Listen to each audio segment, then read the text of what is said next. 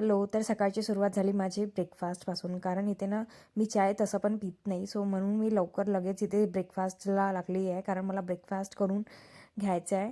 म्हणून इथे अप्पे बनवले गरमागरम छान. माझं मूड झालं म्हणून. इथे अप्पे बनवून राहिली आहे आणि सोबतच माझं आज कोणीतरी रिलेटिव्ह येणार आहे. बघूया नेक्स्ट कोण, म्हणजे समोर बघा की कोण येत आहे. कारण मी ते सांगू शकत नाही.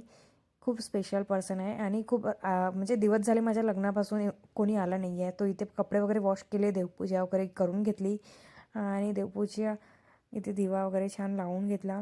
नंतर मग मला रेस्ट करायचं होतं. रेस्ट छान झाला. नंतर उठले आणि कपडे वगैरे लावून घेतले. नंतर कारण कोणीतरी आलंच म्हणून मला उठायचं होतं. तर मग माझा भाऊ आला होता. खूप दिवसापासून, माझं लग्न झालं तेव्हापासून आला नाही. मग सोबत आम्ही जेवण केलं आणि त्यांनी खूप सारा भाजीपाला वगैरे, तो गावाला गेला होता, तो मला भाजीपाला वगैरे खूप आणून दिला. तुम्ही बघू शकता खूप सारा भाजीपाला इथे. आणि शेंगा तोडीच्या, ते आंबाड्याचे फुलं, जे मी सांगितलं, ऑरेंज वगैरे सर्व त्यांनी आणून दिलं.